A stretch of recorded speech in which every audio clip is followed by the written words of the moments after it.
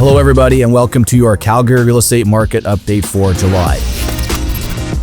It has finally happened here in Calgary. We are now in buyer's market territory after about half a year of being in balanced market territory and a few years of being in pronounced seller's market territory before that. So today we're going to talk a little bit about what segments of the market are more buyer friendly than others and what stories and themes we should be mindful of as we head into the summer and fall months where we might see a longer run of buyer's market territory. Okay, it's still really good news for Calgary, but you got to dig a little bit deeper to find the stories. Okay, so we're going to talk about that. But first, I want to talk a little bit about some of the themes within the media that we need to be paying attention to, because that will help give you the confidence that Calgary's market is very healthy despite this dip into buyer's market territory. So it's not just Calgary that's having fewer sales. It's all across the entire country. Right now, this has been a factor. And one of the things that we're watching for is whether or not we're finally going to start to see mortgage rates come down further. It's not looking like it right now, but there's many analysts within the mortgage space that are calling for rates to be in and around that 3% range to get buyers off the table and start to get some momentum back to our housing economy. So we're going to see if that starts to change anything heading into the fall, because it's not just Calgary that's seeing some of these slower markets right now. What is interesting is that we are seeing premiers now speaking with our new prime minister about fast-tracking projects that are of the national interest. So we talked a little bit about this in last market's update, but now we're starting to see some things that really show momentum behind this, where large energy infrastructure projects, which are generally really good for the Calgary economy and the Alberta economy and the Calgary real estate market by extension of both of those. So we've now seen that we've got another pipeline that had planned to support liquefied natural gas has received the green light from the BC regulator. Okay, so this is something that we were not seeing headlines like this the last decade, really, of the Trudeau government in power. Now we're starting to see more of these things happening, which I think is really good for our entire country. And what's also really good for our entire country is that we have this historic first shipment of liquefied natural gas from a port in British Columbia for buyers in Asia. So now Canada is an exporter of liquefied natural gas. This is a really good news story, not just for Canada, but for Alberta, particularly Calgary, because now other nations out there are going to say, okay, well, if I can buy it from Canada, what's it going to cost and what can we do? And that should hopefully spur on these additional pipelines and additional export facilities to make the most of this incredible resource base that we have here in Canada. Okay, the Green Line. I don't like talking about the Green Line a lot because it's been such a dog's breakfast over the past, almost decade, really. But now we're back on track, or so they say, where, we've got most of the alignment has been chosen now. We're going to start to see the Green Line coming down. I'll believe it when I see more of this stuff happen. But anyways, everyone seems happy about this. They had a big to-do about all of this a few weeks ago. The Green Line is really good for Calgary. It is good news for our city. We do need this. It's going to serve as a catalyst of some of the major projects on the east end of downtown, the new arena, and the whole district surrounding that. Having train transportation is super important for it, and that's what the Green Line is going to provide. In addition to providing access to residents in the deep southeast to get into the downtown area, the train's going to do that too. So good news there on both of those two fronts, okay? Now, the housing affordability piece. This is important to keep in mind as we look at the sales market softening and all the fear that's going to surround some of the headlines around that. Calgary is still really affordable compared to other markets in the country. So is Edmonton. So Alberta's in really good shape for this. And these numbers, the 42.3% share of household income needed to cover home ownership costs, that's pretty close to the debt service ratios that most banks and most mortgage companies are looking for when trying to position purchasers to get financing in place to be able to buy a property. So this is not all that different from historical norms that we've seen right now, which is, again, a good news for Alberta, because not only do we have our economy getting going with all these resource projects happening, but we're still really affordable compared to Vancouver and Toronto, which is why I think we're going to be just fine here, despite some of the softer sales market and a move into buyer's market territory. Okay, I'm including this slide because we've talked a lot about the blanket rezoning thing here in Calgary.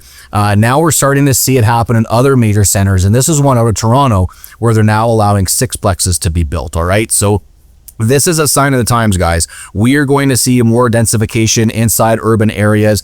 It has to come through broad strokes of rezoning from the municipalities. No doubt they're hearing it from the provincial governments, from the federal governments. The housing ministers on both those sides want to see more residential construction in established areas, more density. And to make that happen, these municipalities need to provide different zoning frameworks for developers to work within. So what we saw in Calgary, despite all of the objections to it last year with the blanket rezoning proposal, it's happened in Toronto now too, and I bet you start to see this more throughout the rest of Canada as well. Population coming down a little bit in Canada. Okay, this is a result of the temporary residents and students. We're not seeing as many of them coming in. Where this is going to show up most acutely is in the rental market, all right? The types of residents that are not coming into Canada right now would typically have found themselves renting rather than owning. So I think you're going to see rent rates are going to start to come down in some markets across the country, which should, again, spur on affordability because tenants can then save more money up to make that jump into home ownership later. So not necessarily a bad thing for the overall real estate market, but if you're a landlord out there, you're going to have to be mindful that you're going to need to be a bit more competitive to find tenants, okay?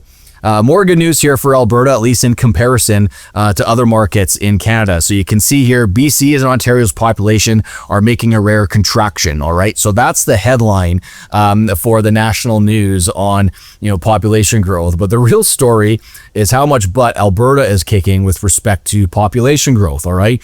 We are going by so many people that we're really shifting the needle for the entire country right now. We're making up for these losses in BC and Ontario and Quebec and the meager reporting for other provinces here. Alberta is doing so well that it's actually showing Canada is still growing in population by this small amount here that you can see. We're still growing by that despite Ontario and BC losing people right now just because it's so hard to live there, hard to make it work.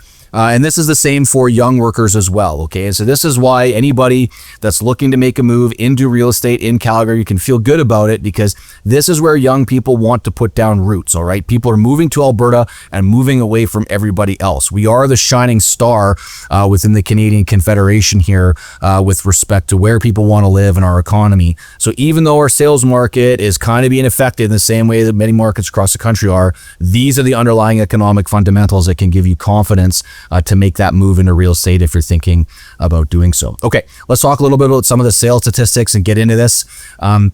So last month we were just under $590,000. We'd come down 2.5% year over year, and it's not getting any better here this month. All right. So June's data is telling us we're at 586,000 now, down 3.6% from where we were this time last year. At this time last year, we were way up here at the peak of the market. $608,000 was the average sale price, 2,700 sales. Now we're back down here to $586,000, basically where we were in winter from a year ago.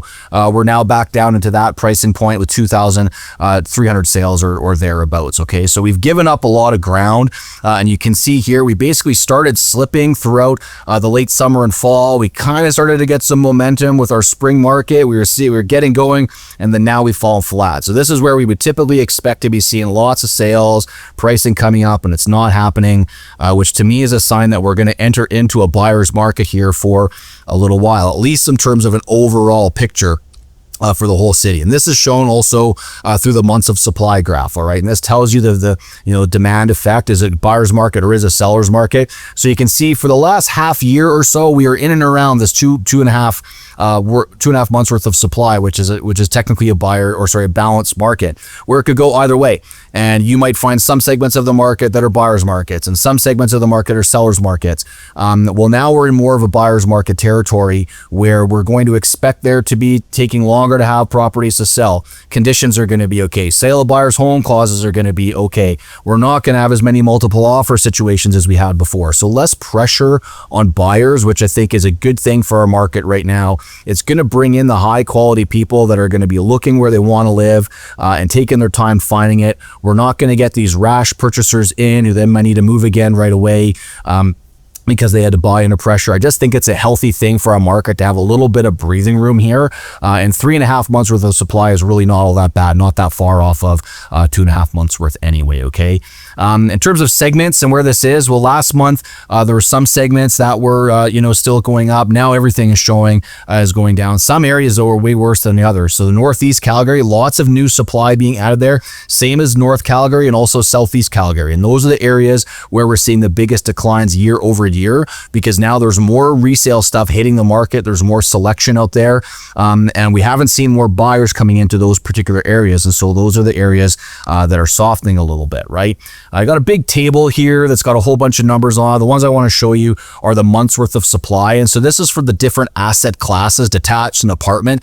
And you can see here for some segments of the detached market, we're still under 2.5 months worth of supply. All right. West Calgary is a seller's market right now, 1.7 months worth of supply there right now. Okay. Sharp contrast to Northeast Calgary, also for detached and apartments. That's at just over 4.5 months worth of supply and just under 7 months worth of supply for a condo in the Northeast. Okay. That market is not going to be great for the years to come. We had this in the sort of post-economic downturn slump that we had here. Condos were oversupplied. It was really hard to move them. It's going to be the same condition here, I think, for Northeast condos. Okay. So take a look at this. The reason I'm posting this is because depending on the area that you live in and the type of property that you want to buy, or the area you want to be living in and the type of property you want to buy, your experience could be dramatically different from another consumer who's looking in a different area of the city at a different property type. All right. We're still that close in buyer's market territory. And now we're seeing the markets within the overall market really started to tell their own stories here. You got to look closely at this. Okay. So be really careful taking in headlines about the Calgary real estate market. What you need to be doing is drilling in a little bit closer to the areas where you think you're going to be buying or selling. And that'll tell you a little bit more about what your experience would be like. Okay. Same thing for semi-detached here. I'm not going to dwell on these statistics. In terms of overall sales and inventory, what makes up that, month's worth of supply, you can see here way over on the far end of the graph, this last month, we have got less sales now than we've had in any of the last 4 years. All right. But still not that far off from our traditional, sales pace when we weren't in an economic downturn or in a boom. So still not all that bad, but you can see the inventory coming way up here this year. And what will be interesting to see if we're going to see even more inventory in the market in the months to come, which could cause prices to come down even further here. Okay, so we'll be watching that, and you can be sure we'll let you know. Here's a graph that's really neat, and again tells or shows the data that you need to be looking at to make an inference about what your experience will be like as a consumer in Calgary right now. So this shows the type of property, okay, whether it's detached, apartment, semi-detached, or row, and the area in the city where it is, and the year-over-year price growth. So prices are coming down across most segments. Semi-detached and detached are still doing okay. Last month there were more of these lines that were up. Row had a little bit. There were more than one area in the detached side.